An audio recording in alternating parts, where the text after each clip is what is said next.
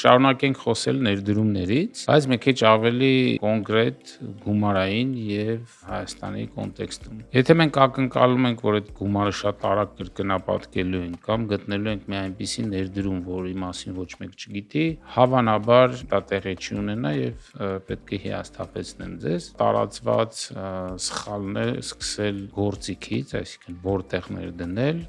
այլ ոչ թե նպատակից, ինչու համար ներդնել։ Առնվազն գնաճը ամեն տարի նվազեցնում է մեր եղած գումարների գնողունակությունը, հետևաբար ներդրում անելը առաջին հերթին նպատակ ունի առնվազն գնողունակությունը պահպանել։ Կարելի է դիտարկել բաժնետոմսերը երկարաժամկետ կտրվածքով, դրանք ամենաեկամտաբերն են, քանի որ նաև ամենառիսկայինն են։ Ողջույն սիրելի ունկնդիրներ եւ բարի գալուստ Պարզից Պարզ podcast։ Յուրաքանչյուր էպիզոդում ներկայացնում ենք բարդ ֆինանսական հասկացություններ եւ տալիս գործնական խորհուրդներ։ Շնորհակալություն եմ հայտնում Արարատ բանկին քաղաքացու ֆինանսական գրագիտությունը կարևորելու եւ այս նախաձեռնությունը հովանավորելու համար։ Բանկի աջակցությամբ մենք կարողանում ենք տրամադրել որակյալ կրթական բովանդակություն, որը կօգնի ձեզ կայացնել խելացի ֆինանսական որոշումներ։ Շարունակեք հետևել Պարզից Պարզ podcast-ին, որպեսզի միասին կառուցենք ֆինանսապես ավելի գրագետ հասարակություն։ Բաժանորդագրվեք, սեղմեք զանգի կոճակը, որպեսզի բաց չթողնեք մեր պարբերական տեսանյութերը։ Այսօր կշարունակենք խոսել ներդրումներից, բայց մի քիչ ավելի կոնկրետ գումարային եւ Հայաստանի կոնտեքստում։ Եվ այսպես, եթե ունեք $1000 կամ 400,000 դրամ, ինչ կարող եք անել այդ գումարի հետ, նկատի ունեմ, եթե գումարը նախատեսված է ներդրումների համար։ Շատերը կարծում են, որ $1000 կամ 400,000 դրամը բավարար գումար չէ ներդրումներ կատարելու համար եւ մտածում են, որ մի օր գործերը լավ լինի, փող հետ գցենք ու տակենք, նոր կսկսենք մտածել ներդրումների մասին։ Իրականում $1000 կամ 400,000 դրամը բավականին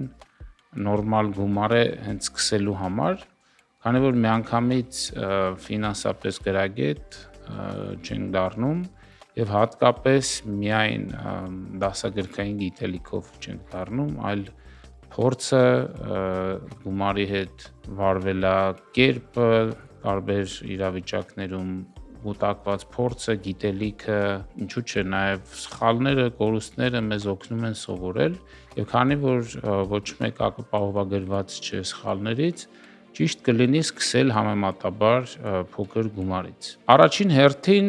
պետք է ճիշտ ձևակերպել ակնկալիքները։ Եթե ունենք $1000-ին համարժեք գումար, ինչ կարող ենք ակնկալել։ Եթե մենք ակնկալում ենք, որ այդ գումարը շատ արագ կրկնապատկելու են կամ գտնելու ենք մի այնպիսի ներդրում, որի մասին ոչ մեկ չգիտի, հավանաբար դա տեղի չի ունենա եւ պետք է հիասթափեցնեմ ձեզ։ Հետևաբար պետք է ձևակերպել շատ ավելի իրատեսական, կարելի ասել, գետնին կպած ակնկալիքներ։ Ավելի իրատեսական նպատակներ կլինեն տեսնել, թե ինչպես են աշխատում տարբեր ներդրումները, ինչպես ենք մենք հոգեբանորեն արձագանքում տարբեր իրավիճակներին, հատկապես երբ ունենում ենք կորուստներ, եւ ինչ կարող ենք սովորել մեր սխալներից, հետագայում, երբ ավելի մեծ գումարներ կունենանք, ավելի մեծ գումարների ներդրումներ կանենք, որպեսզի խուսափենք արդեն իսկ կատարած սխալներից ավելի փոքր գումարով, որպեսզի հետագայում ավելի մեծ գումարի դեպքում այդ սխալները ավելի մեծ եւ ավելի ցավոտ չլինեն։ Երկրորդ բանը, որ կուզենայի նշել, դա տարածված սխալն է սկսել գործիքից, այսինքն որտեղ ներդնել, այլ ոչ թե նպատակից, ինչու համար ներդնել։ Մի քանի իրատեսական նպատակ առաջարկեի գումարի պահպանում, քանի որ առնվազն գնաճը ամեն տարի նվազեցնում է մեր եղած գումարների գնողունակությունը, հետևաբար ներդրում անելը առաջին հերթին նպատակ ունի առնվազն գնողունակությունը պահպանել, այսինքն գնաճից բարձր չափավոր եկամուտ ստանալ։ Դրանից ավել բնականաբար ցանկալի է ունենալ գումարի նաև իրական աճ, ոչ միայն անվանական, որը անվանական աճի եւ գնաճի տարբերությունն է, եւ վերջինը գիտելիքի եւ փորձի կուտակումը։ Եթե այս 3 նպատակներից որևէ մեկը չենք ընտրել, ապա ցանկացած ներդրում մեր համար կլինի պատահական, այսինքն կարող ենք շահել, կարող ենք տուժել, բայց չի ծառայի որևէ կոնկրետ նպատակի։ Ինչպիսի չափավոր ռիսկային ներդրումներ ունենք Հայաստանում, արդեն իսկ խոսել ենք, բայց եթե ձեր առաջի ներդրումն է, ապա կարող եք սկսել բանկային ավանդից, որոնք այսօր առաջարկում են բոլոր բանկերը, ընդ որում դա բավականին այսօր հեշտացված է բանկերի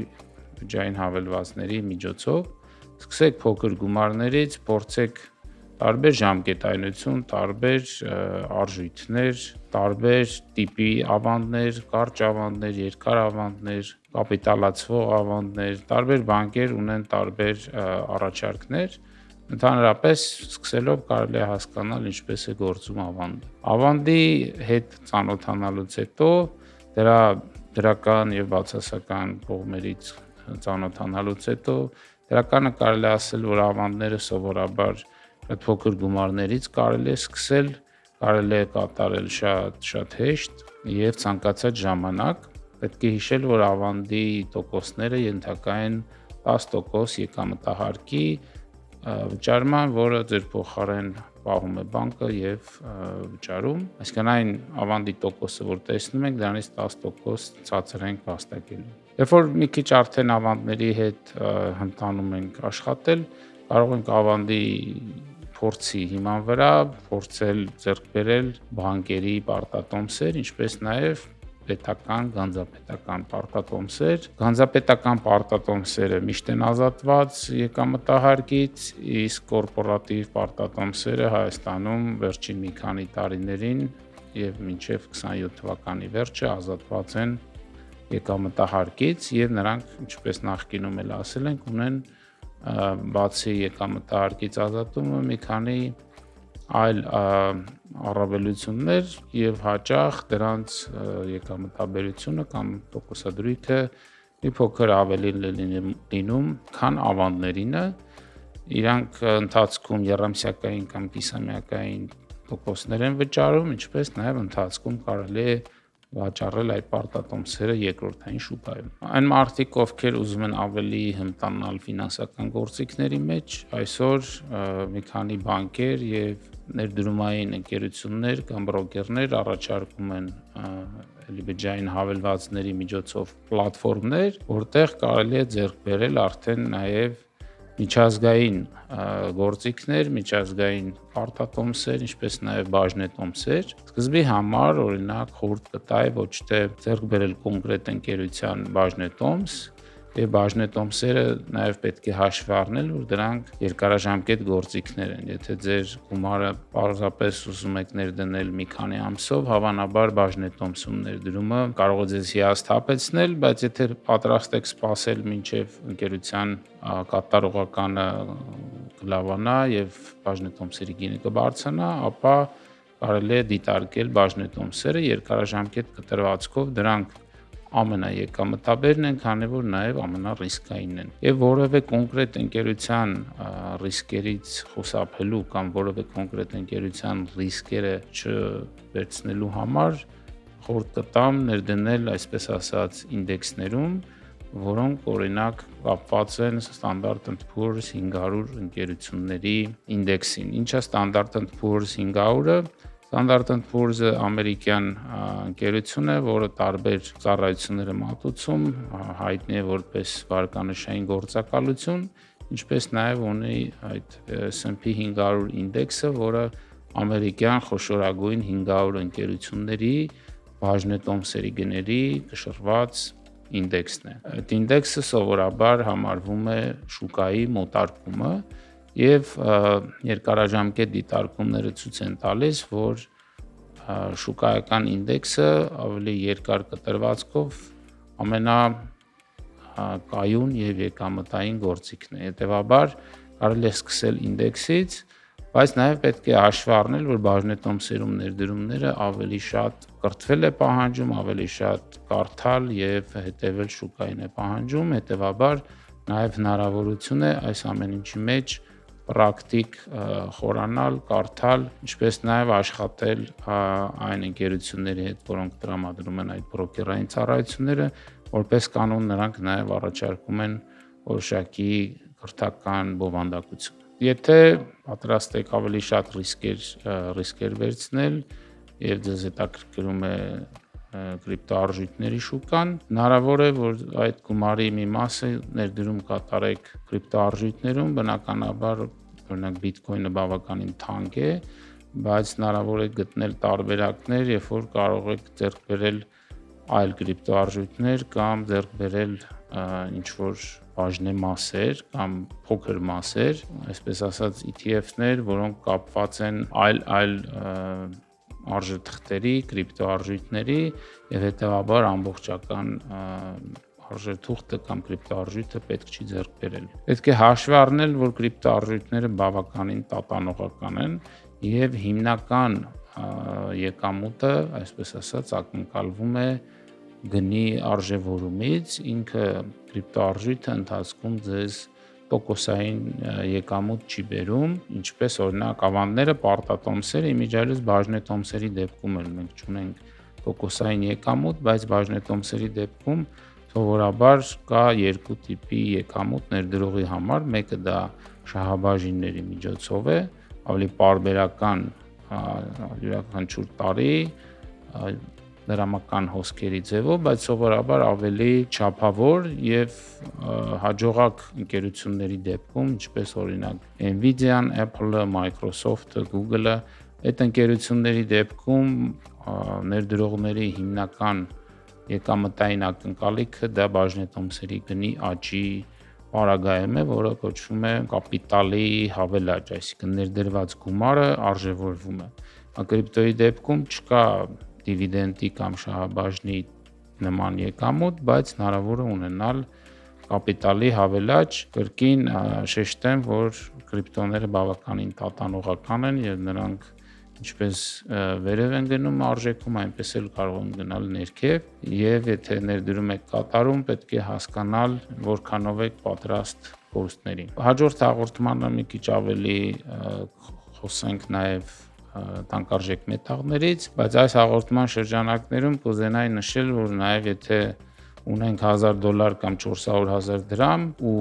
դիտարկում ենք ներդրումներ, այդ ներդրումները պարտադիր չի, որ լինեն մաքուր ֆինանսական,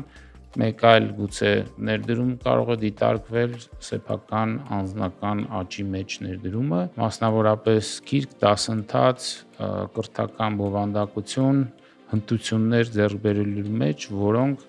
իրականում կյանքում ամենաբարձր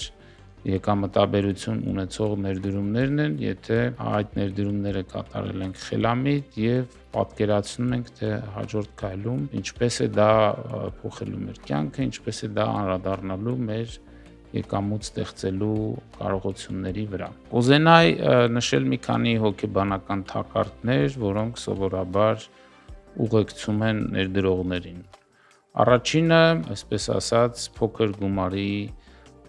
էֆեկտն է, որ համարում ենք, որ $1000 կամ 400,000 դրամը այդքան էլ մեծ գումար չի եւ կարող ենք բավականին մեծ ռիսկային ներդրումներ կատարել եւ արդյունքում գումարը կամ դրա մեծ մասը կորցնել։ Երկրորդ տարածված թակարդը, այսպես ասած, հետ չմնալու կամ շուկայում բացված հնարավորությունը բաց չթողելու, ուրիշներից հետ չմնալու իրավիճակն է, երբ կրկին բավականին բարձր կարող ենք ռիսկեր ստանձնել առանց հասկանալու իրապես իրավիճակը եւ կրկին գումարը կորցնել։ Երրորդ իրավիճակում փորձում ենք ուրիշների հետ համեմատվել, որևէ մեկը բավականին հաջող ներդրում է կատարել եւ մեծ գումար է աշխատել, փորձում ենք պատճենել իրավիճակը եւ բնականաբար չենք հաջողում, քանի որ խորապես չենք հասկանում պատճառները, այլ ուղղակի կողքից տեսնելով փորձում ենք կրկնել զուտ արտաքին ատրիբուտները։ Վերջում մի քանի խորհուրդներ, նախքան ներդրում կատարելը մի քանի հարց տվեք ձեզ։ Ինչ կփոխվի իմ կյանքում, եթե կորցնեմ այս գումարը։ Երկրորդը, պատրաստ եմ արդյոք ժամանակավոր անկումներ, տատանումներ ունենալ։ Եվ ամենակարևորը, ինչ եմ ուզում սովորել այս փորձառության արդյունքում։ Եթե այս հարցերի համար ունեք ձեր անկեղծ պատասխանները, ապա դուք ավելի լավ վիճակում եք գտնվում, քան շատերը շուկայում եւ կարելի է ասել հոգեբանորեն պատրաստ եք փորձելու ձեր առաջին ներդրումները։ Որպես վերջաբան, $1000 ձեզ չի դարձնի ավելի հարուստ, այնքան կարող է ձեզ դարձնել ավելի գիտակից, ավելի հանգիստ եւ պատրաստված հետագա